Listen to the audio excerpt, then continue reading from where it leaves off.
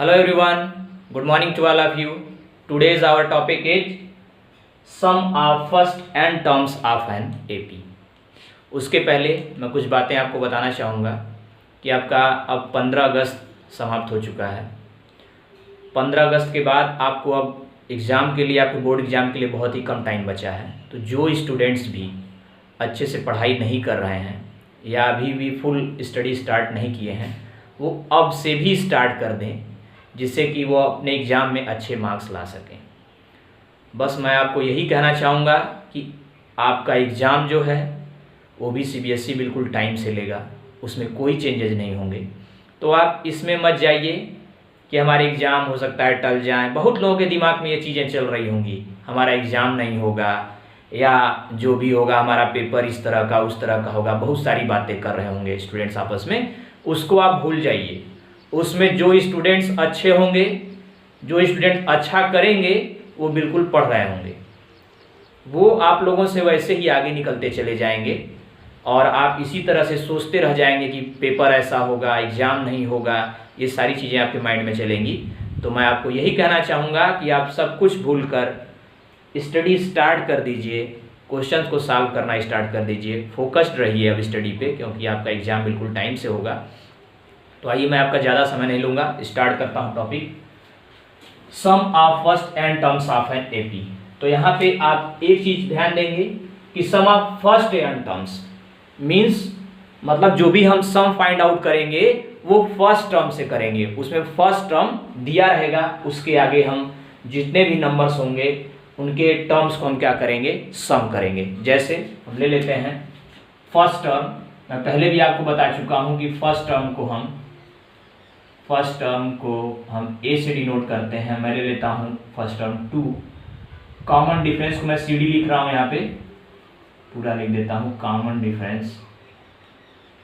Difference को D denote करते हैं, इसको हम 3 ले लेते हैं। अब इस तरीके से कॉमन डिफरेंस कहिए चाहे फिक्स टर्म कहिए, मैं आपको पहले बताया था। अब एक AP इसका हम फॉर्म करते हैं। तो फर्स्ट टर्म 2 है, नेक्स्ट 3 जोड़ेंगे 5, नेक्स्ट 3 8 11 14 17 20 23 26 29। ओके, मैं 10 टर्म्स ले रहा हूँ। ये हो गया A1 A2 A3 A4 A5 A6 A7 A8 A9 A10। इस तरीके से आप देख रहे हैं कि ये हमारे 10 टर्म्स हो गए। इनका हमको क्या फाइंड आउट करना है, सम फाइंड आउट करना है।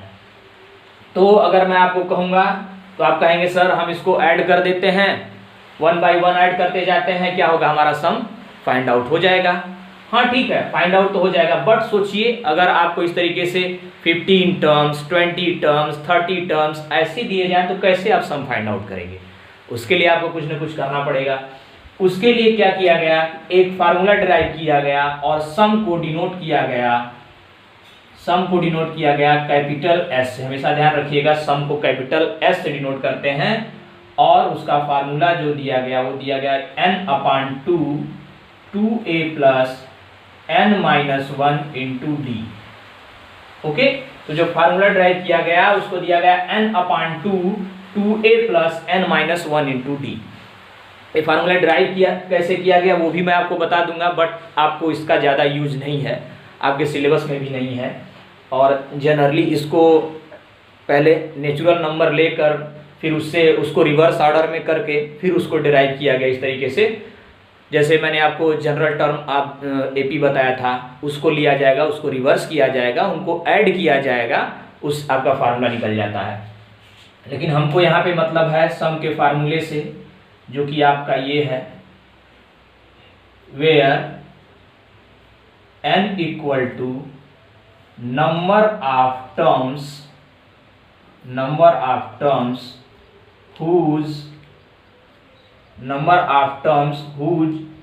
sum to be found।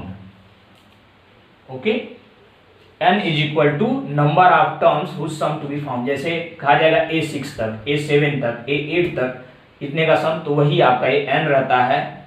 A आप सब लोग जानते हैं फर्स्ट टर्म, और डी आपका क्या है, कॉमन डिफरेंस।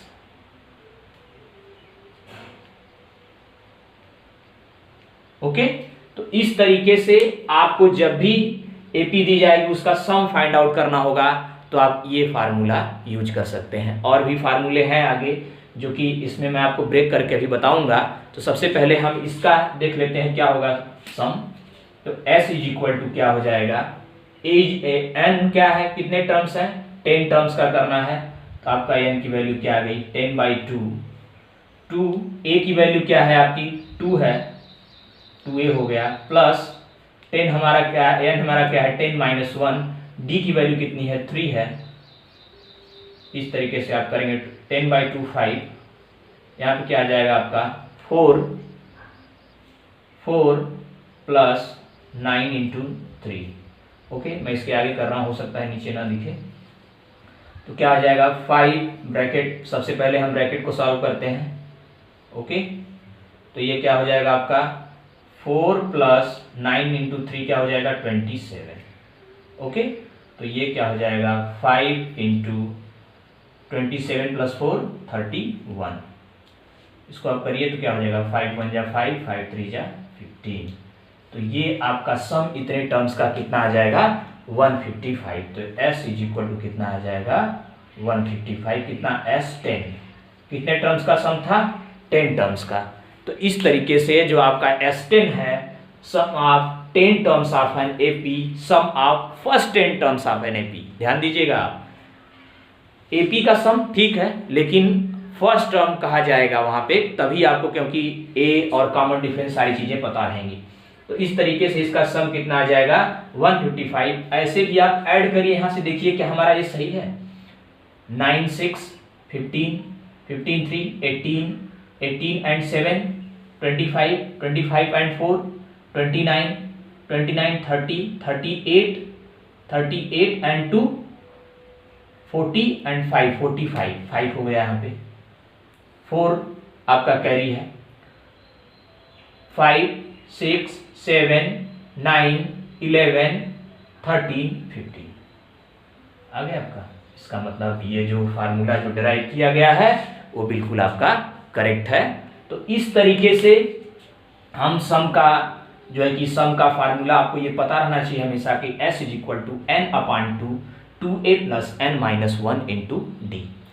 अब आगे देखिए, मैं इसी में आपको कुछ और बता रहा हूं, इसको आप नोट डाउन कर लीजिए।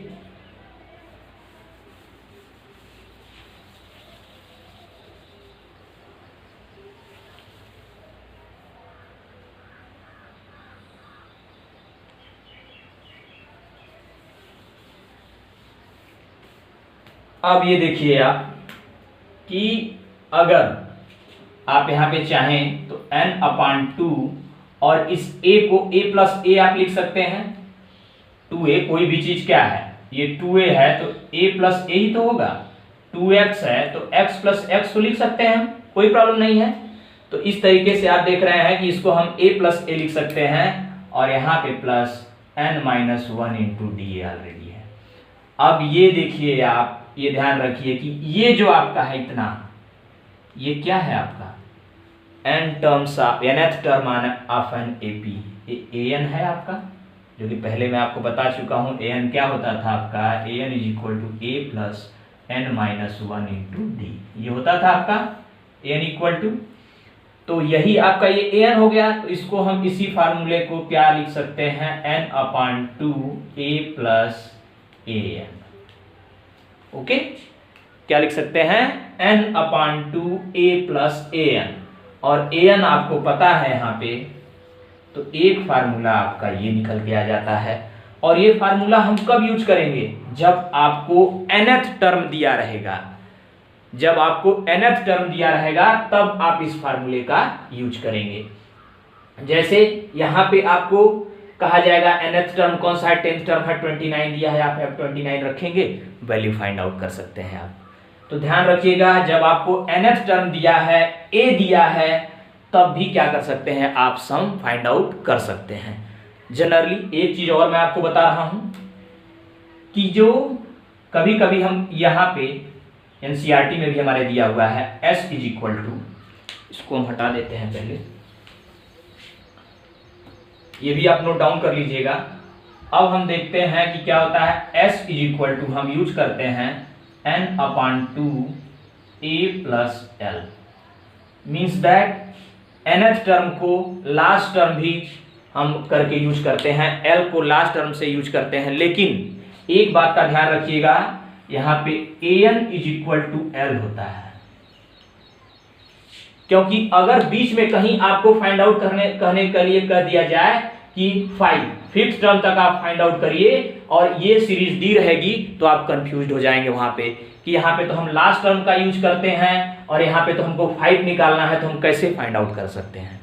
तो आप ध्यान दीजिएगा कि जो वही nth टर्म होगा या जो a5 कहा जा रहा है, मीन्स दैट कि 5th लास्ट टर्म भी वहां पे क्या हो जाएगा, 5th हो जाएगा। मीन्स मेरे कहने का क्या मतलब है, अगर आपको कहा जाए कि यहीं तक आपको सम निकालना है, इतना ही आपको सम निकालना है, तो आपका लास्ट टर्म तो सीरीज में ये दिया हुआ है, तो आप तो फार्मूले में ये पुट करने लगेंगे और आपका आंसर गलत हो जाएगा।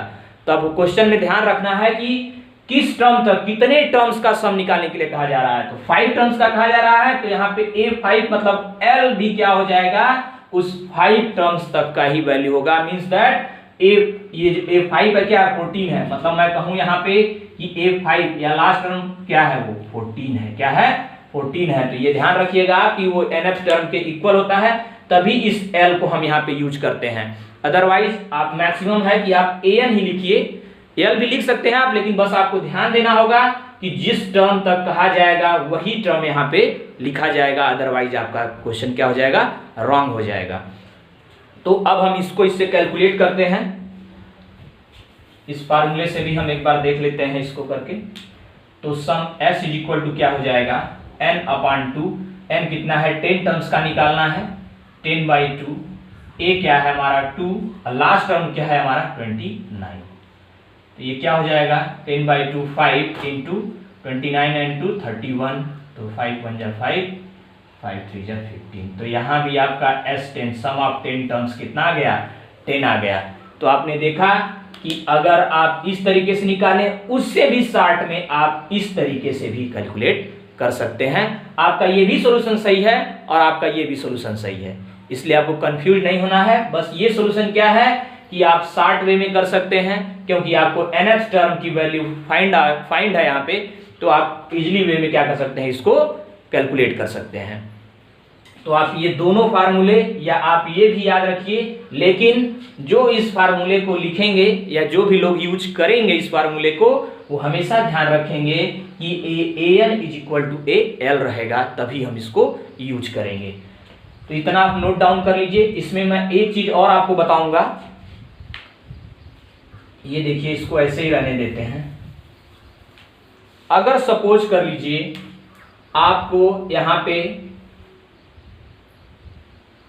A4 सपोज कर लीजिए कि आपको सम ऑफ 5 टर्म्स दिया हुआ है, सम ऑफ 5 टर्म्स दिया हुआ है और आपको 4 टर्म्स दिया हुआ है। आपको सपोज कर लीजिए A5 कैलकुलेट करना है, ये वाला टर्म हमको फाइंड आउट करना है A5। तो आप क्या कर सकते हैं, इस 5 में से सम ऑफ 5 टर्म्स में से सम ऑफ 4 टर्म्स माइनस कर सकते हैं, कि नहीं। आपको अगर ये 5th टर्म कैलकुलेट करना है तो आप क्या कर सकते हैं, आप इन सारे को सम करेंगे और सम में से इतने को माइनस कर देंगे, तो आपका क्या निकल जाएगा, ये टर्म आपका फाइंड आउट हो जाएगा। मींस दैट मेरे कहे आप सोच रहे होंगे सर यहाँ पे तो दिया हुआ है, हम क्यों ऐसा करेंगे। तो मैं आपको ये बताना चाहता हूं कि अगर आपको क्वेश्चन में क्या रहेगा कि इतने का सम दिया रहेगा, मींस दैट अगर आपको ये 5 कैलकुलेट करना है, आपको S5 मींस दैट इनका 5 टर्म का सम 7 15 16 26 26 30 40, सम कितना हो गया, 40 हो गया। और इन 4 टर्म्स का देखिए S4 कितना हो गया, 7 8 15 एंड 16 26, ये हो गया आपका 26। ठीक है, आप देखिए मैंने क्या बोला था आपको, S5 40 माइनस 26 कितना आ जाएगा, 14। कितना आ गया, 14। और यही आपका A5 कितना दिया हुआ है, 14 दिया हुआ है। तो ये मेरे का कहने का मतलब था कि अगर आपको सम दिया हो और कहे आप term, fifth term, six term ये निकालिए, तो आप हमेशा ध्यान रखिएगा कि नेक्स्ट टर्म में से पिछले टर्म को उनका सम माइनस करिए, ना next term A5 minus A4 नहीं, sum of 5 terms minus sum of 4 terms. तो इसमें आप कैलकुलेट इस तरीके से कर सकते हैं। तो इसको लिखने का मतलब ये है मेरा कि अगर आपको यहाँ पे an निकालना हो तो आप यहाँ पे क्या करेंगे, Sn minus Sn minus means that sum of n terms होगा और उसे एक टर्म का कम का सम और हम फाइंड आउट कर लेंगे, तो आपको क्या हो जाएगा, जो टर्म फाइंड आउट करना रहेगा, यहाँ पे 5 है तो S5 माइनस S4 करेंगे तो आपका A5 कैलकुलेट हो जाएगा। तो इस तरीके से मैं यही कहना चाहूँगा कि आप जितने भी चीज़ें आपको अभी बताई गई उनको आप जो है कि अच्छे से करिए, रिवाइज करिए और इसमें आपको कोई प्रॉब्लम नहीं आएगी। अब आप जितने भी इस तरह के सम दिए रहेंगे उनको आप कैलकुलेट कर पाएंगे। नेक्स्ट मैं एक चीज़ और आपको बताना चाहूँगा कि अगर ये तो आपका है ही, मैं यहीं पे करता हूँ आपका, कि कुछ क्वेश्चंस ऐसे आएंगे, आप जो एक्सरसाइज सॉल्व करेंगे, ऐसे एक स्टूडेंट्स ने मुझसे पूछा था कि सर अगर हमको an is equal to 4 minus 3n दिया हुआ है, तो अब इसमें आपको कह रहा है कि सम फाइंड आउट करिए 15 टर्म्स तक, 15 टर्म्स, 20 टर्म्स, इस तरह का आप सम फाइंड आउट करिए। तो अब आप ये सोच रहे होंगे कि सर ये तो an इज इक्वल टू दिया हुआ है, इसमें तो कुछ दिया ही नहीं है, हम कैसे सम फाइंड आउट करेंगे। तो जब भी आपको ऐसा क्वेश्चन आए आपको क्या करना है, n इज इक्वल टू 1, तो यहाँ पे क्या हो जाएगा, a1 is equal to 4 minus 3 into 1, ये क्या हो जाएगा 4 minus 3 is equal to first 1, means that a1 क्या है, a है, ये आपका पता चल गया। इसी तरह आप a2 फाइंड आउट कर लेंगे, 4 माइनस 3 इंटू 2, तो क्या हो जाएगा 4 माइनस 6, ये क्या हो जाएगा माइनस 2, a2 निकल गया। इस तरीके से आप a3, a4, a5, a6 जितने भी टर्म आप निकालना चाहें, उसके बाद S15 आपको क्या करना है, फार्मूला यूज करना है, आप कैलकुलेट कर सकते हैं। तो बस मैं आपको हिंट दे रहा हूं कि ऐसे भी क्वेश्चन आए तो आप कंफ्यूज नहीं होंगे, वहां आप 1 2 3 4 इस तरह से वैल्यू रख के आप क्या कर सकते हैं, कैलकुलेट कर सकते हैं, आप इजी वे में कैलकुलेशन कर पाएंगे। तो इस तरीके से आपको ये चैप्टर अब बिल्कुल कंप्लीट हो चुका है। इसका जो एप्लीकेशन है वो आप में नहीं है, तो आपको बस इनके जो सम दिए होंगे, क्वेश्चंस में सम फाइंड आउट करना होगा, लास्ट टर्म दिया होगा, इस तरीके से जो भी होगा आप उसको फाइंड आउट कर सकते हैं। अब ये आप ध्यान दीजिएगा कि जो भी आप में ये चीजें हैं, इसमें से जैसे ये टर्म है, इसमें NAD या सम, इसमें से कोई भी 1 2 3 और इधर सम हो गया तो 4, मतलब इसमें से कोई भी 3 चीजें आपको पता रहेंगी तो आप आसानी से उसको कैलकुलेट कर पाएंगे। बस आपके माइंड में ये फार्मूला ये और ये माइंड में होना चाहिए, जिससे कि आप कैलकुलेट कर सकते हैं और ये इस तरीके से अगर क्वेश्चन आते हैं तो भी आप फाइंड आउट कर सकते हैं। तो जो मैंने आपको स्टार्टिंग में कहा कि पढ़ाई स्टार्ट कर दीजिए, आपके एग्जाम बिल्कुल टाइम से होंगे, वो आप लोगों को करना है। Okay class, thank you.